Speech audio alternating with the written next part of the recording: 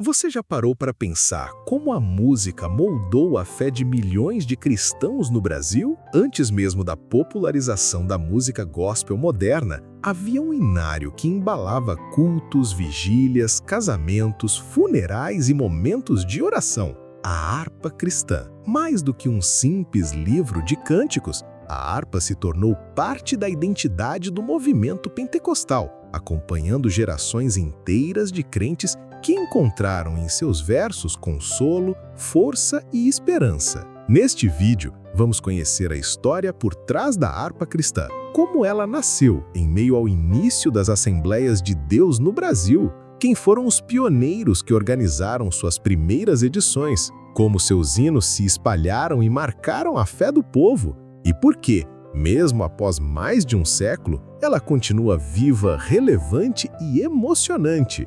Fique comigo até o final, porque você vai descobrir curiosidades e detalhes que talvez nunca tenha ouvido sobre este verdadeiro patrimônio espiritual da Igreja brasileira.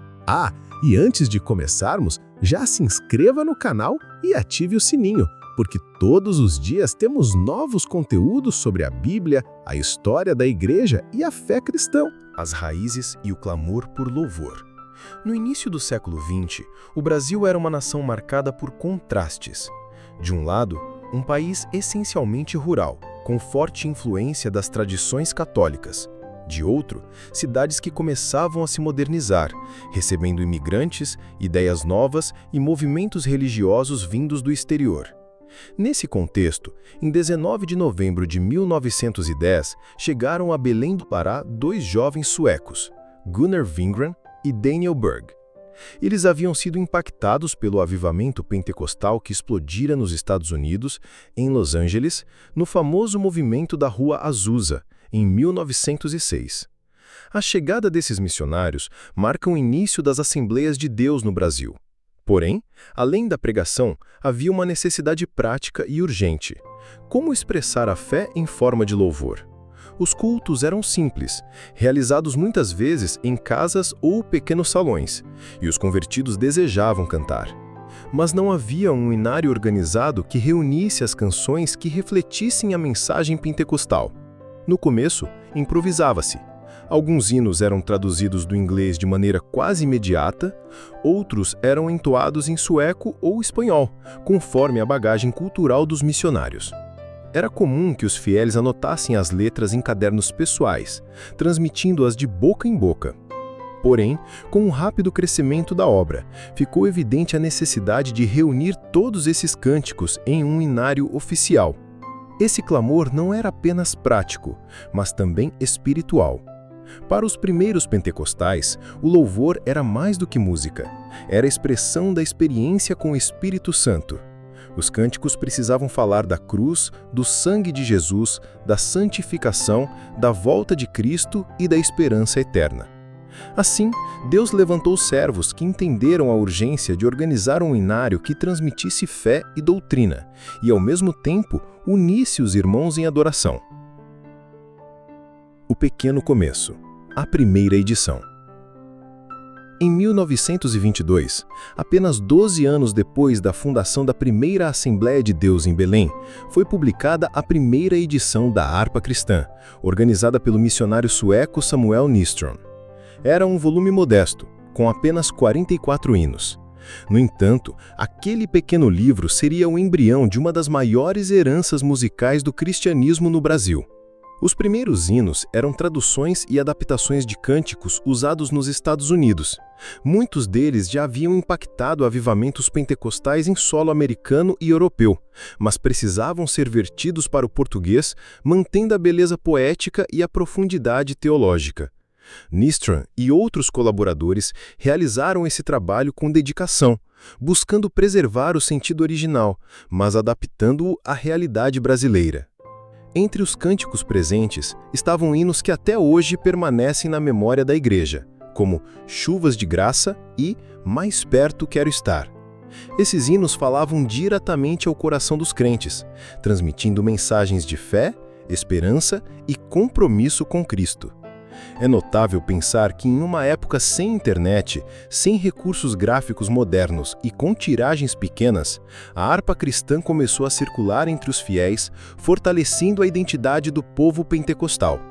Ela não era apenas um conjunto de músicas, mas um verdadeiro manual espiritual em forma de poesia e melodia.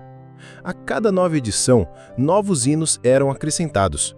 O inário cresceu junto com a igreja. Assim, a harpa cristã tornou-se pouco a pouco parte inescapável da liturgia pentecostal brasileira. Consolidação e expansão. A harpa da nação pentecostal. Com o passar dos anos, a harpa cristã foi ganhando corpo. De 44 hinos iniciais, ela chegou a contar com 640 cânticos. Esse crescimento não foi apenas numérico, mas também espiritual. O inário tornou-se a principal ferramenta de ensino e de louvor das Assembleias de Deus.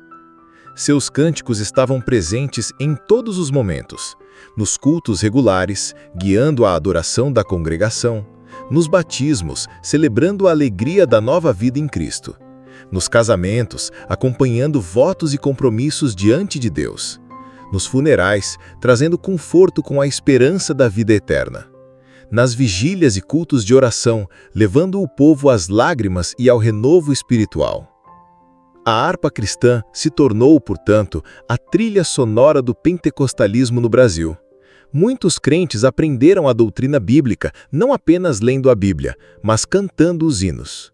Cada verso falava da justificação, da santificação, da ação do Espírito Santo, da esperança da ressurreição e da glória do céu.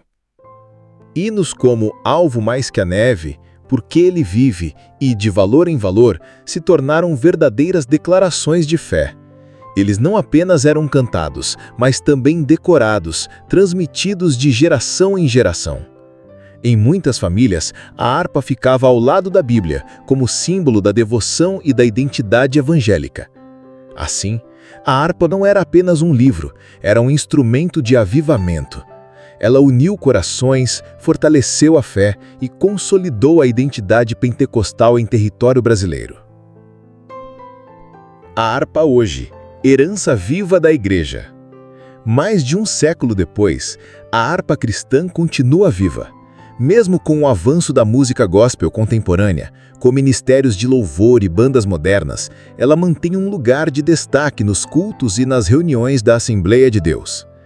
Para muitos, a profundidade dos hinos da harpa ainda não foi superada. Suas letras carregam um conteúdo bíblico e teológico sólido, transmitindo doutrina de forma clara e inspiradora. Cada hino é uma pregação cantada, uma oração em forma de poesia. Hoje a harpa existe em diversas versões, desde os pequenos livretos que cabem no bolso até edições de luxo, além de aplicativos para celular e versões digitais disponíveis em sites e plataformas cristãs. Assim, ela continua alcançando novas gerações, sem perder sua essência. Não é exagero dizer que a harpa cristã é um patrimônio da fé cristã no Brasil. Ela é mais do que um inário. É um símbolo da perseverança, da devoção e da história do movimento pentecostal. Onde quer que alguém entoe um de seus hinos, revive-se a mesma chama que começou em 1922 com apenas 44 cânticos, mas que hoje aquece o coração de milhões de crentes espalhados pelo país. E enquanto a Igreja de Cristo estiver na terra, a harpa cristã continuará ecoando em templos, casas e corações, lembrando-nos que o louvor é eterno e de que um dia, diante do trono de Deus, cantaremos o cântico dos remidos, o cântico final, que não terá fim.